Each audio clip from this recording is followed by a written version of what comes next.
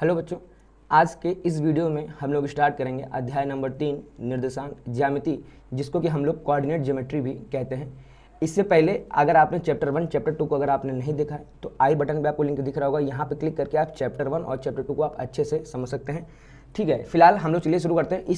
इसमें हम लोग शुरू करेंगे कोऑर्डिनेट ज्योमेट्री की। हम लोग एकदम बेसिक से शुरू करेंगे। इससे बेसिक कोई और वीडियो आपको मिल नहीं सकता है। इससे बेसिक में क्लास 9 में सिर्फ आपका सिलेबस में केवल बेसिक है। इसके बाद आप जब आप 9th का जब आपको बेसिक अच्छे से आ जाएगा, तब आप 10th वाले जो 10th में भी जो आपको प्रॉब्लम्स मिलेंगे ना कोऑर्डिनेट ज्योमेट्री से रिलेटेड, फिर आप उनके सवालों को अच्छे से लगा पाएंगे। इसलिए आधा सिलेबस अभी आपका मिलेगा 9th में और फिर एक आधा सिलेबस आपको मिलेगा 10th में। और यही कारण है कि 9th और 10th के आधे सिलेबस को मिला के एक कंप्लीट सिलेबस बनता है। तो कोऑर्डिनेट ज्योमेट्री के यहाँ पे हम लोग एकदम बेसिक से बात करेंगे। देखिए सबसे पहला पॉइंट आपसे क्या कह रहा है निर्देशांक ज्यामिति को फ्रांसीसी दार्शनिक और गणितज्ञ रेने दकार्ते ने विकसित किया। ठीक है ना, यानी इस गणित की इस शाखा का जो विकास है वो किसने किया? तो वो फ्रांस के थे, फ्रांस के रहने वाले थे। वहाँ के दार्शनिक मतलब होता है जो फिलोसोफर होते हैं, ठीक है, और गणितज्ञ मतलब जो मैथमेटिशियन होते हैं।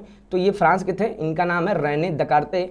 इन्होंने इस चीज़ की खोज करी कि किस तरह से निर्देशांक ज्यामिति के आधार पर हम लोग मैथ्स के भी कुछ सवालों को हम लोग लगा सकते हैं। ठीक है ना, इसके पीछे बहुत बड़ी कहानी है। वो कहानी हम किसी और वीडियो में आपको समेटेंगे। अगर हमने यहाँ पे उसको यहाँ अगर हमने उस कहानी को अगर हमने यहाँ पे देने का प्रयास किया तो क्या हो जाएगा, ये वीडियो थोड़ी सी लंबी हो जाएगी। ठीक है ना, देखिए क्या किया दकार्ते ने एक तल यहाँ क्या लिखा है, यहाँ पेज का समतल। ठीक है ना, अब ये पेज का समतल मतलब देखिए आपके सामने, चूंकि आप इस वीडियो को आप किस पर देख रहे होंगे, एक मोबाइल में, तो आपके मोबाइल में जो भी स्क्रीन है वो स्क्रीन आपके लिए क्या काम कर रही है, एक तल का काम कर रही है। ठीक है ना, अब तल क्या होता है, देखिए तल मतलब देखिए आपकी मोबाइल की स्क्रीन कुछ इस तरह होगी, है ना, अगर आप ऐसे देख रहे होंगे, है ना, अगर इसको बोलते हैं 16:9 का रेशियो होगा, या तो अगर आप इसको ऐसे देख रहे होंगे तो आपके लिए तल एक तो या तो ये हो सकता है या तो फिर ये हो सकता है। ठीक है, अब ये जो तल है, इस तल पर इन्होंने क्या किया, दो पारस्परिक लंब रेखाओं, है ना, इन्होंने इस तल पे दो पारस्परिक लंब रेखाओं को खींचा। अच्छा, ये लंब रेखाएं कौन सी थी? ये लंब रेखाएं हैं आपकी संख्या रेखा। ठीक है ना, संख्या रेखा अगर आपको नहीं पता है तो आप चैप्टर 1 में जाके अच्छे से समझ सकते हैं कि संख्या रेखा होती क्या है। फिलहाल मैं समझा दूं, संख्या रेखा ऐसी रेखा है जिसके ऊपर हम लोग संख्याओं को दर्शाते हैं। संख्याएं वो परिमेय भी हो सकती हैं, अपरिमेय भी हो सकती है। कुल मिला के संख्या रेखा पे हम लोग वास्तविक संख्याओं को दर्शाते हैं। ठीक है, तो इन्होंने क्या किया, दकार्ते ने एक तल, यानी अब दकार्ते के लिए पेज का समतल था। ठीक है ना, अब ये नोट्स हमने जब बनाया होगा तो यानी इस नोट्स को हमने कॉपी में बनाया होगा, तो कॉपी का जो समतल हो गया वो क्या हो गया, वो पेज हो गया। लेकिन इस वीडियो को अभी मैं रिकॉर्ड कर रहा हूँ डेस्कटॉप पे, तो इस आपके लिए इस समय तल क्या हो गया, ये तल हो गया हमारा कंप्यूटर की स्क्रीन। अच्छा, आप इस वीडियो को देख रहे हैं अपने मोबाइल में, तो आपके लिए तल क्या हो गया, आपकी मोबाइल की स्क्रीन। समझ में आ गया? तल मीन्स हम लोग जिस समय जहां पे काम कर रहे होंगे वो आपका तल हो जाएगा। ठीक है ना, अगर आप कॉपी में कर रहे हैं तो कॉपी का पन्ना आपका हो जाएगा। ठीक है ना, हम लोग इस समय इस पे रिकॉर्ड कर रहे हैं तो हमारे लिए कंप्यूटर की स्क्रीन, आपके लिए मोबाइल की स्क्रीन। ठीक है ना, अब इन्होंने क्या किया, समतल पर इन्होंने दो पारस्परिक लंब रेखाओं, अब दो रेखाएं खींची। कौन सी रेखाएं? संख्या रेखा खींचा। और संख्या रेखा कैसी थी? लंब रेखाएं। देखिए ध्यान से, ये क्या कह रहा है, संख्या रेखा कैसी थी? लंब रेखाएं। ठीक है ना, और इन रेखाओं के सापेक्ष तल पर बिंदुओं का स्थान निर्धारण करने का विचार प्रस्तुत किया। ठीक है ना, ये लंब रेखाएं किसी भी दिशा में हो सकती हैं, लंब रेखाएं किसी भी दिशा में हो सकती हैं। चलिए थोड़ा सा समझने का प्रयास करें। देखिए हमने क्या कहा, हमने ये कहा, चलिए थोड़ा सा हम लोग लाइन खींचते हैं। ठीक है ना, चलिए देखिए ये मैंने ले लिया यहाँ से स्ट्रेट लाइन। अब इन्होंने क्या किया, इन्होंने दो लंब रेखाएं खींची। ठीक है ना, तो मैंने मान लिया एक लंब रेखा मैंने ऐसे खींच दी और एक लंब रेखा मैंने ऐसी खींच दी। ये दो लंब रेखाएं आपके सामने हो गई। ठीक है ना, अब ये लंब रेखाएं हैं कैसी, ये लंब रेखाएं आपकी संख्या रेखा। ठीक है ना, अगर हम इसे एक स्टेप अगर हम लोग और पीछे ले लें तो देखिए ये कोई भी आपके सामने दो संख्या रेखा, एक संख्या रेखा ऐसी है और मान लीजिए एक संख्या रेखा आपके सामने ऐसी है। ठीक है ना, एक संख्या रेखा आपके सामने ये है, एक संख्या रेखा आपके सामने ये है। ठीक है ना, अब आपको अच्छे से पता है कि संख्या रेखा क्या होती है। देखिए संख्या रेखा आप कहेंगे, संख्या रेखा वह रेखा होती है जिसके ऊपर हम लोग अंकों को दर्शाते हैं। तो देखिए अगर ये लाइन अगर संख्या रेखा है तो संख्या रेखा के एकदम मिड में पक्का कहीं ना कहीं क्या होगा, इसके मिड में एकदम कहीं ना कहीं क्या होगा, आपका जीरो होगा। ठीक है ना, अच्छा अब यहां भी मिड में क्या होगा, यहां भी मिड में क्या होगा, आपका जीरो होगा। ठीक है बेटा, अब इधर जीरो होगा ना, अब इसके इधर कैसा होता है, इसके इधर आपका होता है निगेटिव संख्याएं होती है। ठीक है ना, डेट मीन्स यहाँ पे आपको मिल जाएगा क्या, -1, यहाँ पे आपको मिल जाएगा -2, यहाँ आपको मिल जाएगा -3। ठीक है ना, ये आपने अच्छे से पढ़ा होगा। ठीक है ना, और इसको हम लोग कहते हैं माइनस का इनफाइनाइट आना। जीरो से जब हम लोग इधर बढ़ेंगे तो इधर हमको क्या मिलेगा, इधर हमको मिलेगा +1, इधर हमको मिलेगा +2, इधर हमको मिलेगा +3, इधर हमको मिलेगा +4। ठीक है ना, और ये यहाँ पे एरो लगा रहेगा, एरो क्यों लगाते हैं, क्योंकि ये किरण का काम करती है। ये आपको चैप्टर नंबर 6 में आपको रेखा, रेखाखंड और किरण में अंतर समझने को मिलेगा। ठीक बेटा। अच्छा, इधर जैसे माइनस इनफाइनाइट होता है, इधर क्या होता है, इधर आपका होता है प्लस इनफाइनाइट। ठीक है ना। सेम काम देखिए यहाँ होता है। अगर इस संख्या रेखा को हम लोग अगर ऐसे घुमा दें, देखिए इस संख्या रेखा को अगर हम लोग इस दिशा में ऐसे घुमा दें, ठीक है ना, इसको हमने 0 से पकड़ा और हमने इसको इस दिशा में इसको हमने ऐसे घुमा दिया। जैसे हम घुमा देंगे, देखिए क्या हो जाएगा, ये जो पॉजिटिव वाली वैल्यू है ये कहाँ पहुंच जाएंगी, ऊपर पहुंचेंगी। दैट मीन्स ऊपर हमको क्या मिल जाएगा, ऊपर हमको मिल जाएगा प्लस का 1, ऊपर फिर हमको मिल जाएगा प्लस का 2, ऊपर हमको फिर मिल जाएगा प्लस का 3, फिर हमको मिल जाएगा प्लस का 4 और फिर हमको मिल जाएगा प्लस का 5 और ये इधर ऊपर क्या रहेगा हमारा प्लस का इनफाइनाइट। ठीक है ना। अच्छा, ये माइनस वाली वैल्यूज कहाँ जाएंगी, ये सारी वैल्यूज आपको कहाँ मिल जाएंगी, आपको मिल जाएंगे नीचे माइनस का 1, नीचे मिल जाएगी माइनस का 2, नीचे मिल जाएगा माइनस का 3, नीचे मिल जाएगा माइनस का 4, नीचे मिल जाएगा माइनस का 5 और ये हमारा क्या हो जाएगा माइनस का इनफाइनाइट। ठीक है ना। अब देखिए, एक संख्या रेखा हमने आपके सामने ये लिख दिया और एक संख्या रेखा हमने आपके सामने ये लिख दिया। अब ये दो संख्या रेखाएं अलग अलग हैं। ठीक है ना। अभी हमने आपको क्या बताया, ये दोनों संख्या रेखाएं अलग अलग हैं। ठीक है।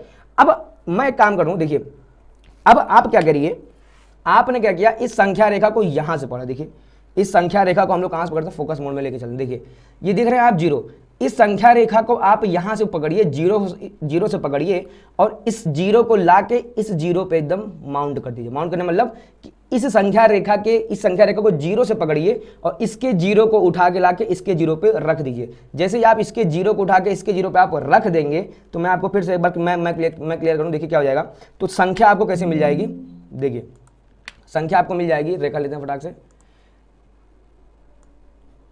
एक संख्या आपको ऐसी मिल जाएगी देखने को। ये एक रेखा हो गई। हमने क्या कहा, हमने कहा इस रेखा को अगर हम इसके ऊपर लाके रख दें, अच्छा इसका 0 लाके इसके ऊपर आ गया।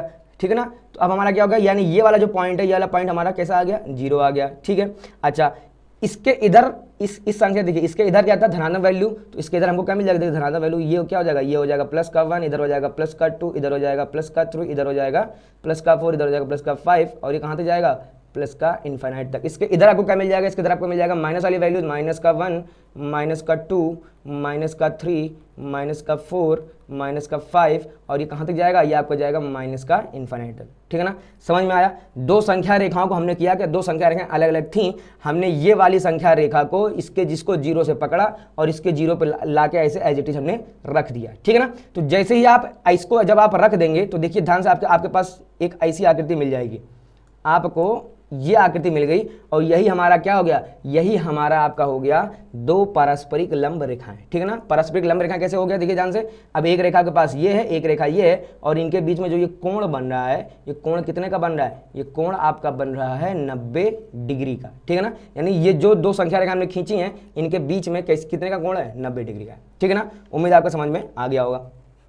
अच्छा एक चीज और कह रहा है, ये लंब रेखाएं किसी भी दिशा में हो सकती हैं। ठीक है ना। जैसे देखिए हमने ऐसे ऐसे खींचा है तो इसमें आपको कोई बहुत ज़्यादा परेशान होने की जरूरत नहीं है। ठीक है बेटा। ठीक है ना। हो सकता है कि आपके जहाँ हम ऐसे से ना खींच के हम इन रेखाओं को हम लोग ऐसे ऐसे खींचेंगे। ठीक है ना। ये देखिए अब इनकी दिशाएं चेंज हो गई। ठीक है ना। ये वाली एकदम स्ट्रेट है, ये वाली ऐसे। आप कह दो कि मैं थोड़ा सा मैं इसको एकदम तिरछा खींचूंगा, मैं इसको ऐसे खींच दूंगा। ठीक है ना। देखिए कंडीशन क्या है, मैं आपको बता दूं, दो लंब रेखाएं खींचनी चाहिए, बस कंडीशन क्या है, उन दोनों के बीच में जो कोण है वो 90 का हमेशा हो। चाहे ऐसे खींचो, चाहे ऐसे खींचो, चाहे आप ऐसे खींचो, 90 का कोण बनना चाहिए। दैट मीन्स दोनों रेखाएं परस्पर लंब होनी चाहिए। ठीक है ना। उम्मीद करता है आपको समझ में आ गया होगा। देखिए ध्यान से, और कह रहा इन दोनों लंब रेखाओं को समकोणिक निर्देशांश या लांबिक अक्ष कहते हैं, या फिर हम लोग क्या कहेंगे इसको, हम लोग इसको कहेंगे लांबिक अक्ष। ये जो एक रेखा हमने देखिए ऐसे खींची है और एक रेखा जो हमने ऐसे खींची है, इसको हम लोग क्या बोलते हैं, इसको हम लोग बोलते हैं समकोणिक निर्देशांश या लांबिक अक्ष। ठीक है ना। यानी ऐसे अक्ष जो लंब हैं या ऐसे अक्ष जो समकोणिक है, मीन्स समकोण पे एक दूसरे को काटते हैं। समझ में आ गया। ठीक है ना। इन दोनों निर्देशांशों के प्रतिच्छेद बिंदु को मूल बिंदु यानी ऑरिजिन कहते हैं। प्रतिच्छेद बिंदु मतलब अब ये रेखा और ये रेखा कहाँ पे कट कर, देखिए ये दोनों रेखाएं यहाँ पे कट कर रही हैं, इसको हम लोग क्या कह देंगे, मूल बिंदु कह देंगे। ठीक है ना। समझ में आ गया आपको, इसको हम लोग क्या कह देंगे, मूल बिंदु। ठीक है ना। अच्छा मूल बिंदु के अलावा ये दोनों रेखाएं कभी भी कट नहीं करेंगे। ठीक है। अब अगला देखिए क्या कह रहा है आपसे, कह रहा है क्षैतिज रेखा x डैश x को x अक्ष तथा ऊर्ध्वाधर रेखा y डैश y को y अक्ष कहते हैं। ठीक है ना। अब देखिए इससे पहले हमने आपको जो ये चित्र बताया था, हमने यहाँ पे नामकरण नहीं किया था। ठीक है ना। अब देखिए अगर नामकरण करने की बारी है तो इसको हम लोग लिख देंगे x डैश, इसको हम लोग लिख देंगे कैपिटल X, इसको हम लोग लिख देंगे यहाँ कैपिटल Y और इसको हम लोग लिख देंगे कैपिटल Y डैश। ठीक है ना। अब एक रेखा होगी देखिए एक्स डैश एक्स रेखा, एक रेखा होगी आपके पास वाई और वाई डैश ना, वाई वाई डैश, ठीक है ना।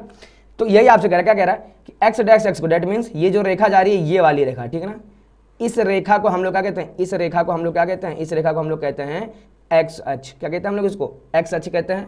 और ये जो खड़ी खड़ी रेखा है ना, ये वाली रेखा, इस रेखा को हम लोग क्या कहेंगे, इस रेखा को हम लोग कह देंगे, इसको हम लोग कह देंगे वाई अक्ष, ठीक है बेटा। उम्मीद आपको ये समझ में आ गई। देखिए ये पूरी पूरी आप चीजें समझ रहे हैं, जब भी आप चीजों को समझने का प्रयास करेंगे, जब भी आप कोई नई चीज सीखेंगे, आज से निर्देशांक ज्यामिति आप सीखने का प्रयास करना, तो सीखते समय उसमें कुछ ना कुछ नए नए शब्द आएंगे। सबसे पहले आपको इन नए नए शब्दों से परिचित होना है। नए नए शब्द जैसे अब आ गया एक्स अक्ष, क्या आ गया, अब आपका आ जाएगा वाई अक्ष क्या होता है, ठीक है ना।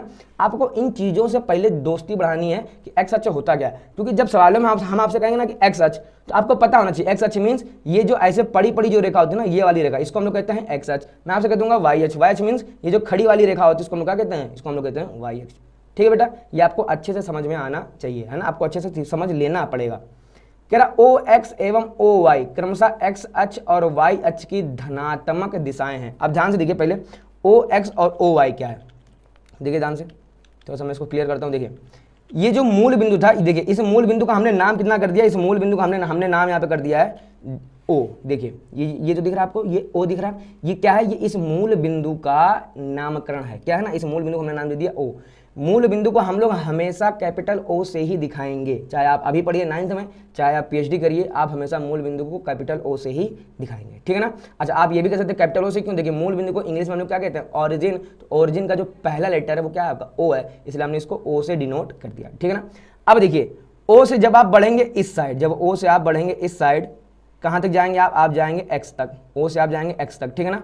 तो ये जो ओ एक्स है इसको हम लोग कहते हैं धनात्मक एक्स अक्ष। धनात्मक क्यों, क्योंकि इस पे हमको केवल और केवल देखिए धनात्मक संख्याएं ही मिल रही हैं, ठीक है ना। यानी ओ से लेके जब हम लोग मूल बिंदु से जब हम लोग इधर बढ़ेंगे इस साइड, देखिए आपको धनात्मक मिल रहा है ना, धनात्मक 3 4 5 है मिल रहा है आपको। अगर ओ से हम लोग बढ़ेंगे इस साइड, किस साइड, ओ से लेके एक्स डैश की तरफ, ठीक है ना, जब आप इधर बढ़ेंगे तो देखिए आपको कैसा मिल रहा है, -1 -2 -3 -4 -5 -6। इसका मतलब क्या हो गया कि जब हम लोग ओ से बढ़ेंगे एक्स डैश की तरफ, इसको हम लोग कहते हैं ऋणात्मक एक्स अक्ष, ठीक है ना। देखिए मैं एक बार फिर से मैं क्लियर करता हूँ, देखिए ध्यान से मैं क्या कह रहा हूँ। देखिए ये जो पूरा ना, ये जो पूरा है एक्स एक्स डैश, ये जो पूरी लाइन आप देख रहे हैं, इस पूरी लाइन को हम लोग कहते हैं एक्स अक्ष, ठीक है ना। अब इस पूरी लाइन के भी दो भाग हैं, दो भाग, मतलब पहला भाग आता है जो ओ से लेके इधर का है, जो ओ से लेके इस साइड का है, ठीक है ना, इसको हम लोग कहते हैं धनात्मक एक्स अक्ष। दैट मीन्स इस पे केवल हमको धनात्मक वैल्यू मिलने वाली है। इसके अगर हम लोग इधर जाएंगे, इस साइड आएंगे, तो इसको हम लोग क्या कहते हैं, ऋणात्मक एक्स अक्ष, मतलब इस पे हमको केवल, इस रेखा पे हमको केवल और केवल माइनस वाली वैल्यूज मिलने वाली है, ठीक है ना। सेम काम देखिए हम लोग करेंगे वाई अक्ष के लिए, क्या कह रहा है, देखिए वाई से अगर हम लोग बढ़ते हैं ऊपर की ओर, अगर हम लोग वाई से बढ़ते हैं ऊपर की ओर, तो इसको हम लोग कहते हैं धनात्मक वाई अक्ष। धनात्मक क्यों कहते हैं, क्योंकि जब हम इसके ऊपर बढ़ेंगे हमको क्या मिलेगा, +1 +2 +3 +4 और +5। अगर हम लोग ऐसे बढ़ेंगे, हम लोग इसके नीचे बढ़ेंगे, तो नीचे हमको क्या मिलेगा, केवल और केवल हमको मिलेंगी माइनस वाली वैल्यूज। इसको हम लोग क्या कहते हैं, इसको हम लोग कहते हैं ऋणात्मक वाई अक्ष। क्या बोल देंगे इसको, ऋणात्मक वाई अक्ष, ठीक है ना। ये आपका हो गया, देखिए वही लिखा है इसने, ओ एक्स डैश एवं ओ वाई डैश क्रमशः एक्स अक्ष और वाई अक्ष की ऋणात्मक दिशाएं हैं। मतलब ये हो गया एक्स अक्ष की ऋणात्मक दिशा, ये हो गया वाई अक्ष की ऋणात्मक दिशा, ये हो गया वाई अक्ष की धनात्मक दिशा, ये हो गया आपका एक्स अक्ष की धनात्मक दिशा, ठीक है बेटा। अब देखिए क्या कह रहा है आपसे, अगला पॉइंट आपसे क्या कह रहा है, अगला पॉइंट आपसे कह रहा कि ये दोनों अक्ष तल को 4 भागों में बांटते हैं। इन 4 भागों को चतुर्थांश कहते हैं। इन 4 भागों को चतुर्थांश कहते हैं। चलिए देखिए हम लोग स्क्रीन में देखते हैं। देखिए अगर मैं यहाँ पे लिख दूं, डिलीट हो जाओ भाई साहब, ठीक, देखिए ये अभी आपको स्क्रीन पर दिख रहा है, ये तल है ना, केवल ये सिंपल सा एक तल है आपको, ठीक है ना। इस तल में एक ही भाग है ना, ये पूरी स्क्रीन जो भी आपको दिख रही है यहाँ पे केवल एक तल है। अच्छा मैंने क्या कर दिया, मैंने इस तल के ऊपर मैंने ऐसी एक रेखा खींच दी, मैंने इस तल के ऊपर मैंने ऐसी एक रेखा खींच दी। अब इस रेखा ने क्या किया, इस रेखा ने इस तल को 2 भागों में बांट दिया। कौन से 2 भाग, एक भाग हो जाएगा जो इसके ऊपर होगा और एक भाग हो जाएगा जो इसके नीचे होगा, ठीक है ना। जब आप एक रेखा खींचेंगे तो आप क्या हो गया, अब ये जो तल था पूरा, इस रेखा के खींचने के पहले जो तल केवल एक भाग में था, अब क्या हो गया, तो आपने एक रेखा खींच दी, अब यही तल आपका 2 भागों में बढ़ गया। कौन कौन सा भाग, एक ऊपर वाला भाग और एक नीचे वाला भाग, ठीक है। अब देखिए अगला आपसे क्या करें, अगर मैं इसके ऊपर एक रेखा और मैं कुछ इस तरह ड्रॉ कर दूं, अगर मैं कुछ इस तरह ड्रॉ कर दूं, अब क्या हो गया, अब ये जो पूरा तल था अभी तक जो 2 भागों में था, वो अब आपका 4 भागों में बढ़ चुका है। कितने भागों में, 4 भागों में। देखिए कैसे, पहला तल आपका हो जाएगा ये वाला, ये हो गया। अच्छा जब भी मैं कह रहा हूँ ये वाला, तो इस देखिए आप ये ना सोचेगा कि तल में केवल इतने की बात हो रही है ना, ये रेखाएं जब आगे बढ़ेंगी ना, ये रेखाएं जब इधर बढ़ेंगी, ये रेखाएं जब इधर बढ़ेंगी, ये रेखाएं जब इधर बढ़ेंगी, इसका मतलब आप ये ना समझना कि इधर आगे बढ़ेगी तो ये बांटेगी नहीं, ये किरण का मतलब ही क्या है, किरण का मतलब है कि ये रेखा अनंत तक जाएगी, ठीक है ना। तो इधर भी हमने लगा रखा है एरो, ये इधर भी अनंत तक जाएगी, इधर भी हमने लगा रखा है एरो, ये भी अनंत तक जाएगी, ठीक है ना बेटा। तो इसमें हुआ क्या है, पूरा जो तल 4 भागों में बढ़ गया। पहला भाग क्या, जो इन दोनों के बीच में मिलेगा, दूसरा भाग क्या, जो इन दोनों के बीच में मिलेगा, तीसरा भाग क्या, जो इन दोनों के बीच में मिलेगा, है ना, इन दोनों के बीच में, चौथा भाग क्या, जो इन दोनों के बीच में हमको मिलेगा, ठीक है ना, समझ में आ गया। अब देखिए अगला क्या कह रहा है, वह तल जिसमें दोनों अक्ष और चारों चतुर्थांश सम्मिलित होते हैं उसे कार्तीय तल या निर्देशांक तल या एक्स वाई तल कहते हैं, ठीक है ना, वह तल। अब यहाँ पे किस तल की बात हो रही है, देखिए हमारे आपके पास इसमें क्या दिख रहा है, ये आपके पास एक स्क्रीन दिख रही है, ठीक है ना। तो अब ये जो स्क्रीन है आपका, इस स्क्रीन में ही तो देखिए हमने ये वाली रेखा खींची है, सॉरी, इस स्क्रीन में तो हमने ये वाली रेखा खींची है, इस स्क्रीन में तो हमने ये वाली रेखा खींची है, ठीक है ना। तो अब ये जो तल है ना आपका, इस तल में ऐसा तल, देखिए ऐसा तल जिसमें ये दोनों अक्ष हो, दोनों अक्ष मतलब कौन कौन सा, एक्स अक्ष और वाई अक्ष हो, ठीक है, ये अक्ष हो गया, और क्या होना चाहिए इसमें, जिसमें दोनों अक्ष और चारों चतुर्थांश सम्मिलित हों, मतलब ये पहला चतुर्थांश, दूसरा चतुर्थांश, तीसरा चतुर्थांश और ये चौथा चतुर्थांश, जिसमें ये सब सम्मिलित हों, इसको हम लोग क्या बोल देंगे, इसको हम लोग बोल देंगे कार्तीय तल, ठीक है ना। यानी इस पूरे आप अपनी स्क्रीन को आप क्या नाम दे सकते हैं, कार्तीय तल, इसका एक और नाम है निर्देशांक तल, इसका एक और नाम है एक्स वाई तल, ठीक है ना बेटा। देखिए कार्तीय तल, रैने दकार्ते के नाम पे पढ़ा कार्तीय तल, निर्देशांक तल क्यों, क्योंकि हम लोग निर्देशांक ज्यामिति के अंदर पढ़ रहे हैं, इसलिए हम लोगों ने इसको नाम दिया निर्देशांक तल। अगला क्या हमारा एक्स वाई तल, एक्स वाई तल क्यों, क्योंकि इसमें एक्स अक्ष और वाई अक्ष हम लोग का इस्तेमाल करते हैं, एक्स अक्ष और वाई अक्ष का, इसलिए हमने इसका नाम दिया एक्स वाई तल, ठीक है ना। अब अगला देखिए आपसे क्या कह रहा है एक्स अक्ष और वाई अक्ष को निर्देशांक अक्ष कहा जाता है। एक्स अक्ष और वाई अक्ष दोनों को मिला के हम लोग क्या कहते हैं, निर्देशांक अक्ष, ठीक है ना। मतलब निर्देशांक अक्ष दो होते हैं, पहला होता है एक्स अक्ष, दूसरा होता है आपका वाई अक्ष, ठीक है बेटा, ठीक है। ये मैंने आपको समझा दिया, ये है आपका फर्स्ट चतुर्थांश, ये है आपका सेकंड चतुर्थांश, ये है आपका थर्ड चतुर्थांश और ये है आपका फोर्थ चतुर्थांश। अब देखिए थोड़ा सा समझने का फिर से प्रयास करिए। आप कहेंगे कि कैसे पता कि इसको फर्स्ट रखा गया है, इसको सेकंड, इसको थर्ड, इसको फोर्थ, मैं इसको फर्स्ट बोल दूंगा, मैं इसको सेकंड बोल दूंगा, मैं इसको थर्ड बोल दूंगा और इसको फोर्थ। आप बिल्कुल कर सकते हैं, आप इसके लिए छूट है, बट चूंकि दकार्ते साहब ने इसको फर्स्ट रखा, इसको सेकंड रखा, इसको थर्ड रखा और इसको फोर्थ रखा, इसलिए अब ये एक परंपरा सी बन गई है, ठीक है ना। परंपरा मीन्स कि चूंकि अब स्टार्टिंग से ऐसे ही चला आ रहा है तो इसको कोई बदलने का प्रयास नहीं कर रहा है, ठीक है ना बेटा। तो ये 4 तल हो गए आपके, ये पहला तल है, ये दूसरा तल है, ये तीसरा तल और ये चौथा तल हो जाएगा। ये धनात्मक एक्स अक्ष, ये धनात्मक वाई अक्ष, ये वाला ऋणात्मक एक्स अक्ष, ये वाला ऋणात्मक वाई अक्ष, समझ में आ गया, ठीक है ना। अब देखिए हम लोग आगे चलते हैं। अब देखिए इसका मतलब क्या हो गया, अगला जो आपके सामने आ रहा है, कह रहा है ये जो फर्स्ट क्वाड्रेंट है ना, ये जो फर्स्ट क्वाड्रेंट जो ये जो पहला जो चतुर्थांश है आपका, इसमें आपको हमेशा प्लस और प्लस देखने को मिलेंगे, प्लस और प्लस देखने को मिलेंगे। सेकंड क्वाड्रेंट में आपको हमेशा क्या मिलेगा, माइनस प्लस। थर्ड क्वाड्रेंट में आपको क्या मिलेगा, माइनस माइनस। और फोर्थ क्वाड्रेंट में आपको क्या मिलेगा, हमेशा प्लस माइनस। अब थोड़ा सा इसको समझने का प्रयास कर देखिए, मैंने क्या बोला था, ये है एक्स अक्ष की धनात्मक दिशा, ये है एक्स अक्ष की धनात्मक दिशा। ये कैसा, ये है आपका वाई अक्ष की धनात्मक दिशा। ये कैसा, ये है आपका एक्स अक्ष की ऋणात्मक दिशा। ये कैसा आपका वाई अक्ष की ऋणात्मक दिशा, ठीक है ना। अब देखिए ध्यान से, ये जो तल देख रहे हैं आप, ये वाला जो तल देख रहे हैं आप, ये वाला तल, इस तल में ये तल 2 रेखाओं से मिलकर बनना है। ये जो तल देख रहे हैं आप, ये वाला तल, ये तल 2 रेखाओं से मिलकर बनना है। पहली रेखा कौन सी है, ये वाली है ना, ये है आपका क्या मूल बिंदु है, ठीक है ना। पहला जो तल, पहली जो रेखा है आपकी वो कौन सी होगी, ओ से लेके एक्स, यानी ये वाली रेखा होगी। और ये इस रेखा पे आपको कैसी वैल्यूज हमेशा मिलेंगी, धनात्मक वाली वैल्यूज, ठीक है ना। अच्छा ये रेखा कैसी है, देखिए अब ये रेखा भी कैसी है आपकी, हमेशा आपको कैसा है, प्लस वाली वैल्यू आपको मिलेगा। इसका मतलब क्या हो गया कि अब ये जो तल है वो इस रेखा से मिलकर बनना है, ये जो तल है वो इस रेखा से मिलकर बनना है। इसका मतलब क्या हो गया कि इस तल में जितने भी बिंदुओं को हम लोग ढूंढेंगे, बिंदु ढूंढना भी हम लोग सीखेंगे, जितने भी बिंदुओं को हम लोग ढूंढेंगे वो बिंदु हमको कैसे मिलेंगे, हमेशा हमको मिलेंगे वो plus plus plus plus plus, ठीक है ना। हमेशा वो हमको कैसे मिलने वाले हैं, वो हमेशा हमको मिलेंगे प्लस और प्लस, ठीक है ना, इस क्वाड्रेंट में। अच्छा इस क्वाड्रेंट में ध्यान से देखिए, इसमें हमको बिंदु कैसे मिलने वाले, माइनस और प्लस, माइनस और प्लस। अब देखिए क्यों, अब ये वाला जो तल है, ये वाला तल किन रेखाओं से मिलकर बना है, ये वाला तल इस रेखा से मिलकर बना है, और इस रेखा पे वैल्यू आपको कैसे मिलेगी, हमेशा माइनस, इसलिए देखिए पहले आपने क्या लिखा है, माइनस। अच्छा ये वाला तल इसमें ये वाली रेखा से मिलकर बना है, इसमें ये y वाली वैल्यू कैसी आपको मिलेगी, ये वाली वैल्यू आपको हमेशा कैसे मिलेगी, प्लस, इसलिए देखिए y का मान हम लोग हमेशा कैसे लेंगे, प्लस, ठीक है। इसको समझिए, इस तल में देखिए अब ये वाला जो तल है, ये वाला जो तल आप देख रहे हैं, ये वाला तल इससे मिलकर बना है और इस रेखा से मिलकर आपको बना है, ठीक है ना। अब इस रेखा पे हमेशा आपको क्या मिलेगा, माइनस वाली वैल्यूज। इसे देखिए यहाँ पे पहला पॉइंट क्या है, यहाँ पे माइनस, ये जो रेखा है इस पे भी हमेशा हमको कैसे मिलने वाली है, माइनस वाली वैल्यू, इसलिए हम देखिए यहाँ पे ये जो दूसरा चिन्ह है ये भी कैसा हमारा माइनस, ठीक है ना। सेम देखिए अब ये वाला जो तल है, ये वाला जो तल है, ये वाला तल दो रेखाओं से मिलकर बना है, एक तो है भैया ये वाली रेखा, एक है ये नीचे वाली रेखा।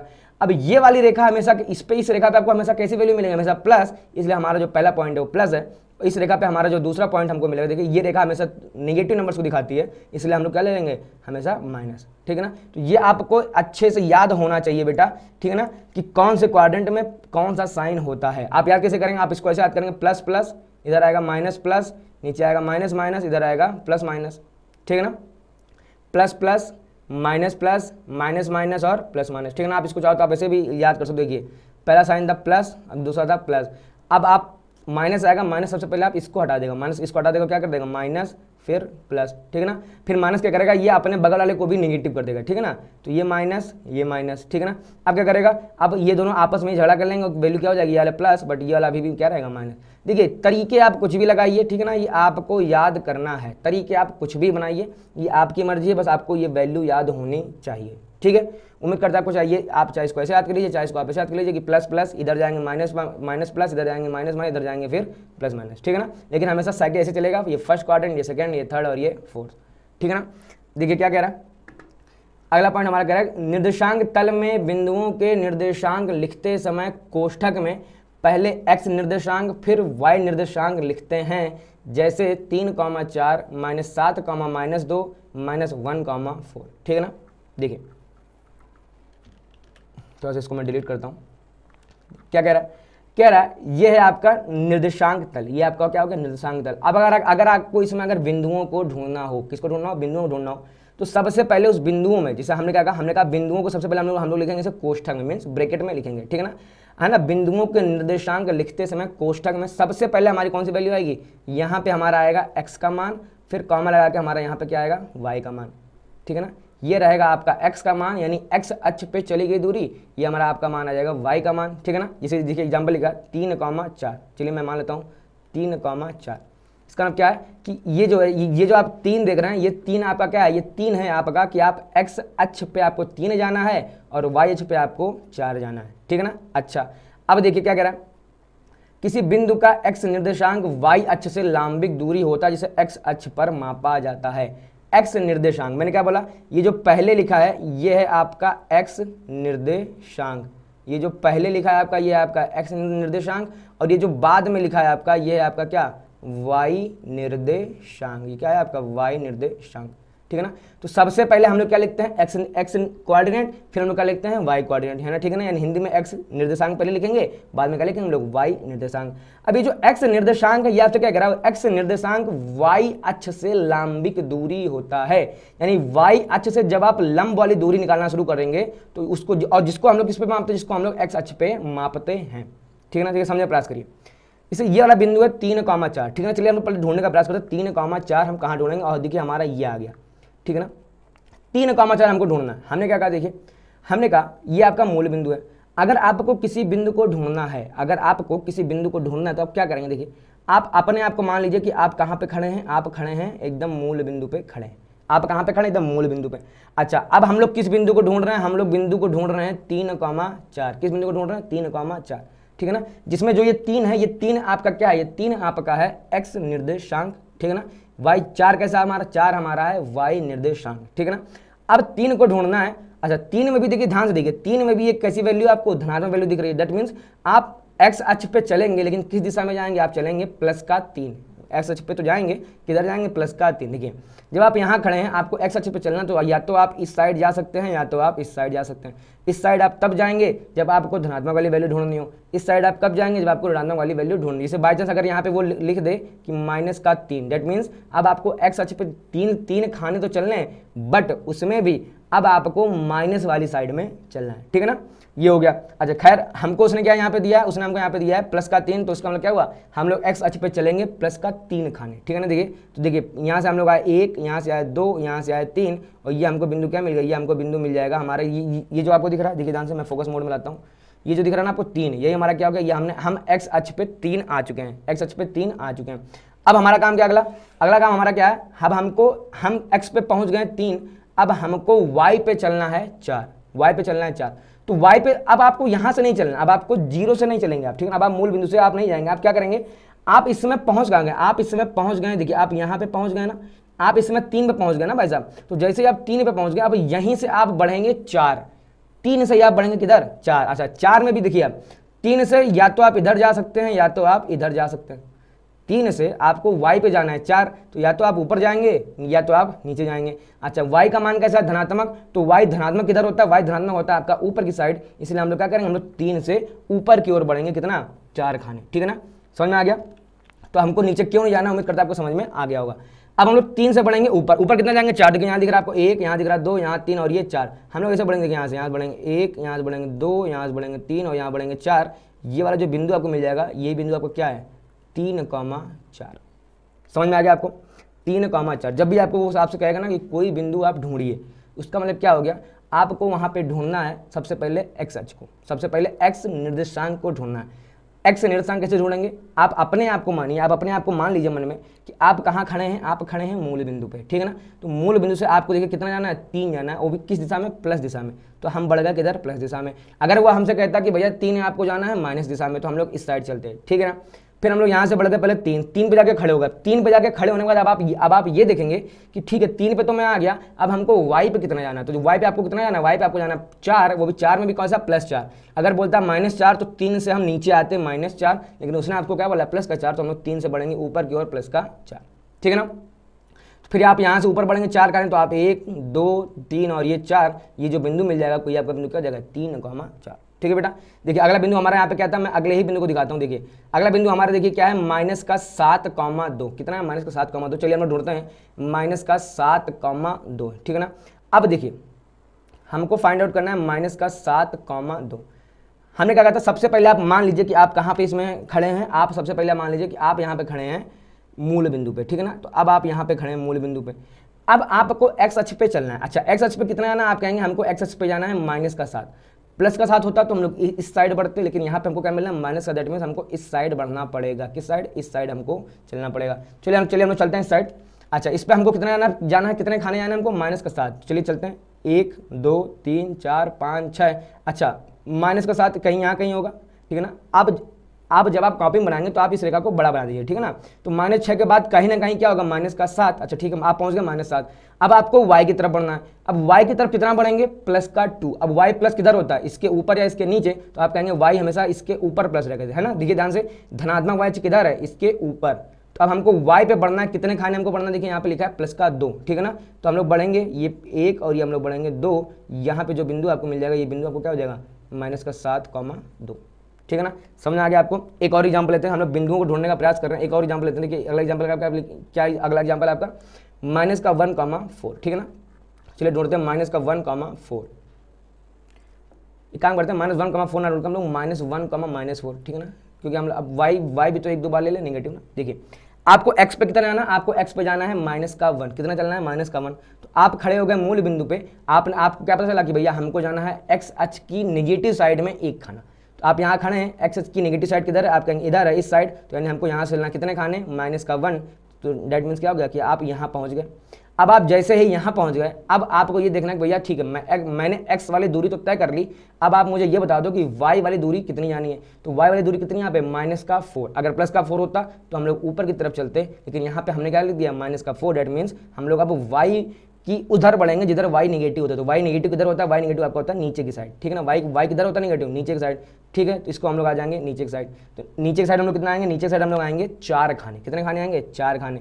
देखिए आप यहाँ आएंगे 1 खाना, 2 खाना, 3 खाना, और ये आपका क्या हो जाएगा, ये वाला जो बिंदु मिलेगा यही आपका क्या है -1, -4। थोड़ा सा मैं बड़ा करके लिख दूँ, ये वाला जो बिंदु आपको मिलेगा, ये बिंदु क्या मिलेगा -1, -4, ठीक है बेटा। उम्मीद करते हैं, देखिए ये अभी हमने आपको कल एग्जाम्पल लेकर समझाया, अभी इसके ऊपर हम लोग प्रॉपर सवालों को हल करेंगे नेक्स्ट पार्ट में, ठीक है ना। तो उम्मीद करता है आपको ये समझ में आ गया होगा।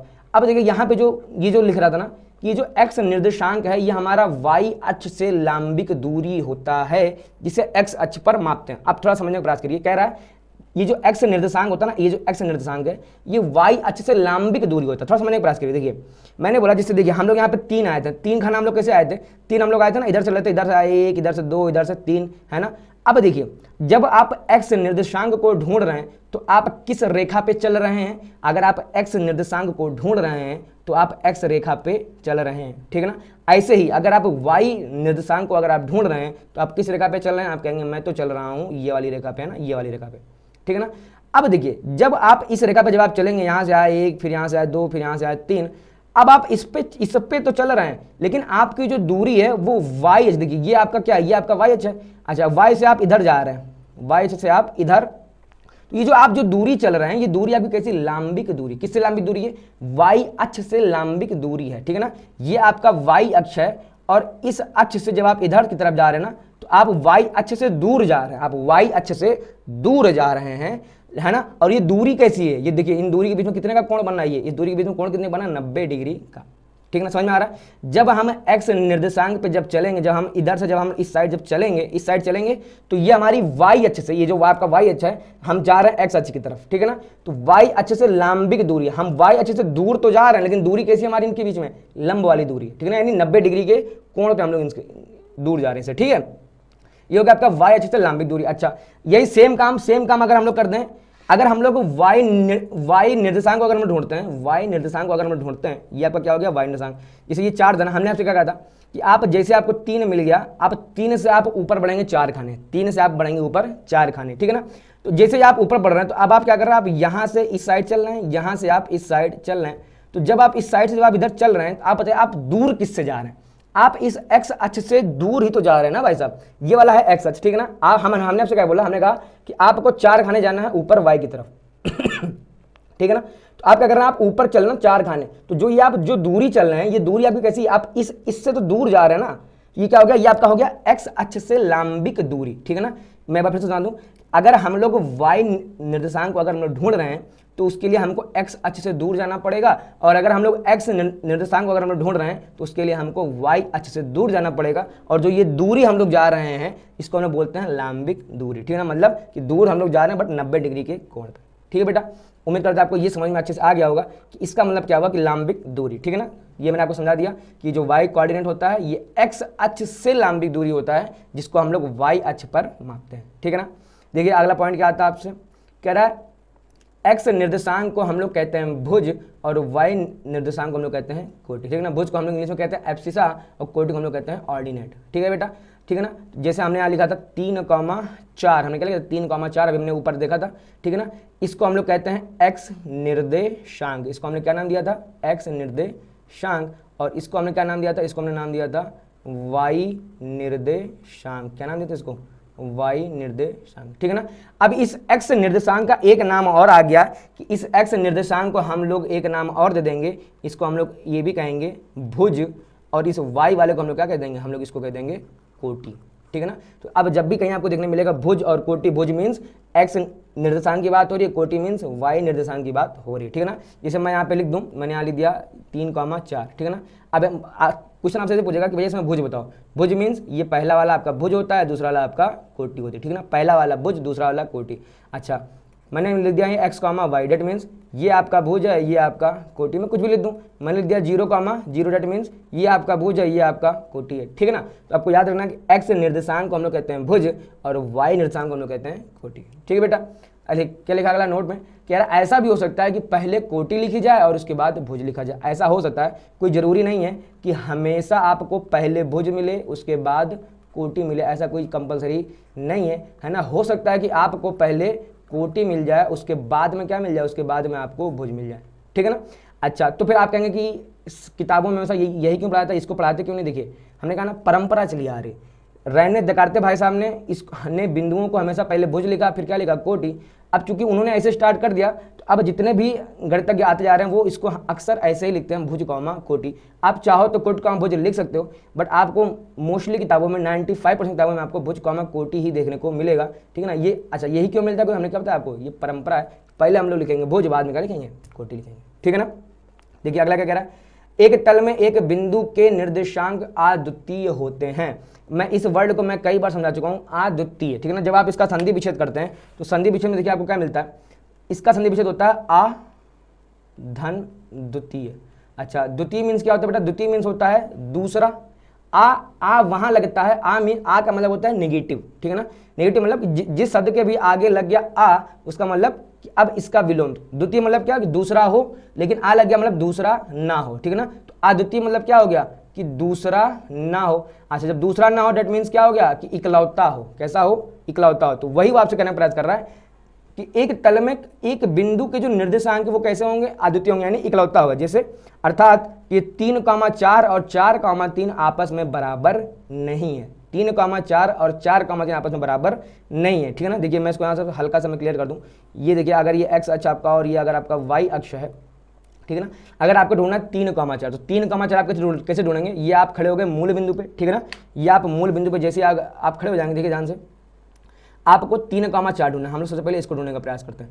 एक्स पे कितना चलना है, 3, तो आप यहाँ चलेंगे, एक्स पे खाने चलेंगे 1 और ये 2 और एक ये 3। अच्छा, फिर आपको वाई पे कितना जाना है, 4 जाना है, तो आप यहाँ से बढ़ेंगे ऊपर वाई पे 4, दैट मीन्स ये हो जाएगा 1, ये हो जाएगा 2 और ये हो जाएगा 3 और ये हो जाएगा 4, ठीक है ना। ये वाला जो बिंदु हमको मिल जाएगा, ये वाला बिंदु हमारा कितना हो जाएगा, देखिए ध्यान से, ये वाला बिंदु ये हमारा कितना हो गया, 3,4, ठीक है। अब अगर आपको ढूंढना 4,3, इसका मतलब क्या होगा कि आपको x पे जाना है 4, x पे कितना जाना है 4, तो देखिए x पे हम लोग यहाँ से चलेंगे 1 2 3 और अगला हम लोग चलेंगे कहाँ 4, ठीक है ना।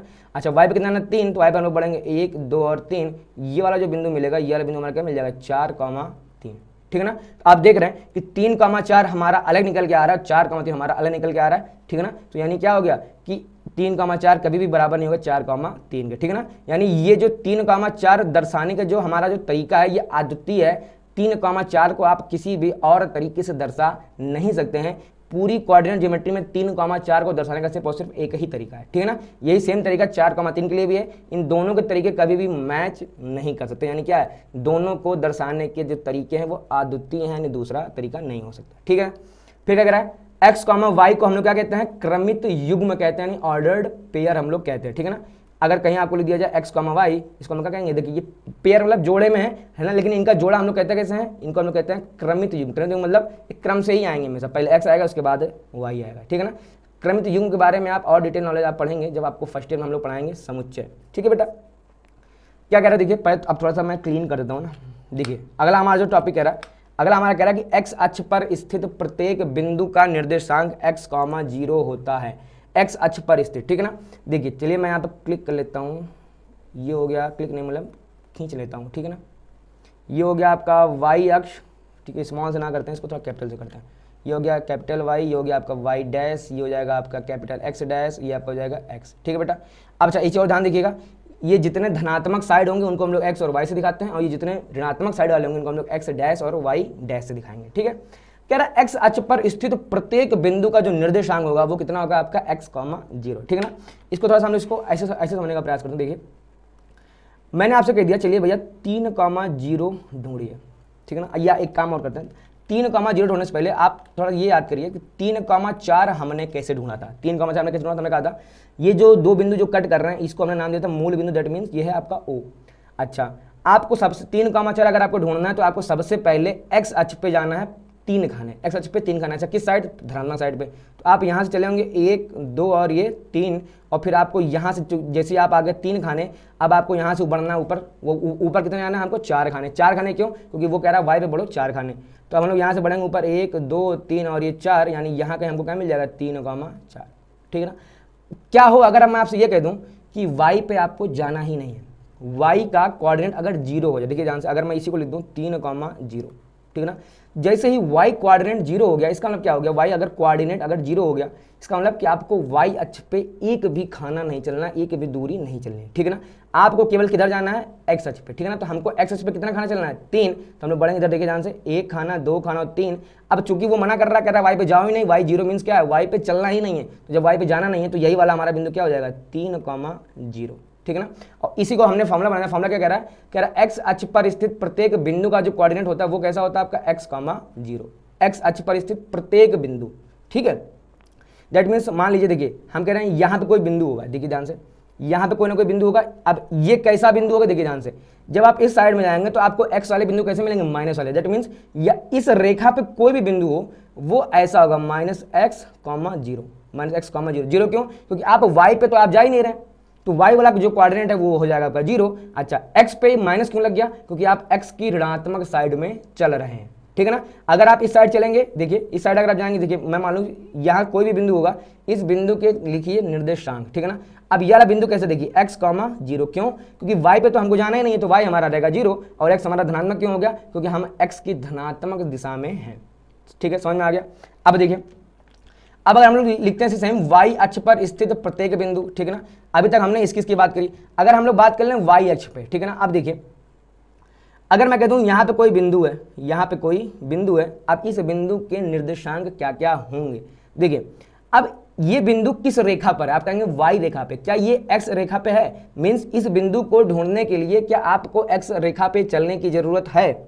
मैं फिर से रिपीट करता हूँ, देखिए इस बिंदु को ढूंढने के लिए, मैं थोड़ा सा इसको मैं जूम फोकस में करता हूँ, देखिए इस बिंदु को ढूंढने के लिए क्या आपको x रेखा पे चलने की जरूरत है? क्या आपको x अक्ष पे चलने की जरूरत है? आप कहेंगे बिल्कुल नहीं है। क्यों? देखिए, अगर आपको इस रेखा को, इस बिंदु को अगर आपको ढूंढना है तो क्या करना है? आप सीधे मूल बिंदु से सीधे आप ऊपर की ओर चलना शुरू कर दीजिए, आपको ये वाला बिंदु मिल जाएगा। सेम काम हम करते हैं, मान लीजिए कोई बिंदु यहाँ पे है, ठीक है ना। अब इस बिंदु तक पहुंचने के लिए क्या आपको x अक्ष पे चलने की जरूरत है? आप कहेंगे बिल्कुल जरूरत नहीं। क्यों? क्योंकि इस यहाँ से हम निकलेंगे और सीधे सीधे हम लोग यही रास्ता पकड़ेंगे और कहाँ जाएंगे? इस बिंदु तक आ जाएंगे, ठीक है ना। अगर आपको x अक्ष पे चलने की जरूरत ही नहीं है, इसका मतलब क्या हो गया कि हमारा x क्वाड्रेंट कैसा हो जाएगा? 0, ठीक है ना। अच्छा, अब y की कुछ ना कुछ वैल्यू होगी, y की अपनी कुछ ना कुछ वैल्यू होगी। अब चूंकि हम लोग y की धनात्मक दिशा में हैं तो पक्का y हमारा कैसा होगा? धनात्मक।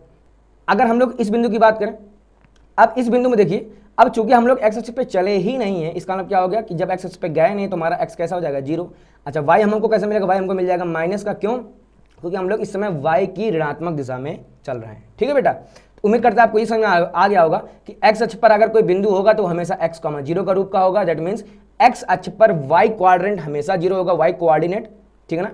x अक्ष पर y कोऑर्डिनेट हमेशा 0 होगा और y अक्ष पर प्रत्येक बिंदु का जो कोऑर्डिनेट होगा वो 0, y होगा। मतलब कि y अक्ष पे x हमेशा 0 होगा, ठीक है ना। ये तो आपने पढ़ ही लिया कि मूल बिंदु के निर्देशांक 0, 0 होते हैं, ठीक है ना। क्योंकि ये देखिए x अक्ष वाला 0 भी यहाँ होता है और y अक्ष वाला भी 0 यहाँ होता है। ये क्या निकल गया कि मूल बिंदु के जो कोऑर्डिनेट होंगे वो हमेशा कैसे निकल जाएंगे? 0, 0, ठीक बेटा। उम्मीद करते हैं आपको ये पूरा बेसिक कॉन्सेप्ट अच्छे से समझ में आ गया होगा। इससे बेसिक वीडियो आपको कहीं मिलने वाला नहीं है। और अब इसके अगले पार्ट में हम लोग देखेंगे कि किस तरीके से निर्देशांक ज्यामिति में आपसे सवालों को पूछता है। लेकिन अगला पार्ट आपको तभी से अच्छे से समझ में आएगा जब आपको ये वाला पार्ट अच्छे से याद हो, ठीक है ना। देखिए, सवाल लगाना बड़ा आसान होगा कोऑर्डिनेट ज्योमेट्री का अगर आपको थ्योरी अच्छे से याद हो तो, ठीक है। तो उम्मीद करता है आपको वीडियो पसंद आ गया होगा। वीडियो को पसंद आया तो चैनल को सब्सक्राइब करिए, वीडियो को अपने दोस्तों के साथ शेयर करिए, ठीक है। और कमेंट करके बताइए कि वीडियो कैसा आपको लगा, ठीक है ना। कमेंट, देखिए हम लोग इतना प्रयास कर रहे हैं, अगर आप कमेंट करेंगे तो उससे हम लोगों को थोड़ा सा एक मोटिवेशन मिलता है कि हम लोग ऐसे वीडियोस और लगातार बनाते रहें, ठीक है बेटा। चलिए हम लोग मिलते हैं आपसे नेक्स्ट पार्ट में, जहां हम लोग देखेंगे कि निर्देशांक ज्यामिति के ऊपर किस तरह से सवालों को वो आपसे पूछता है।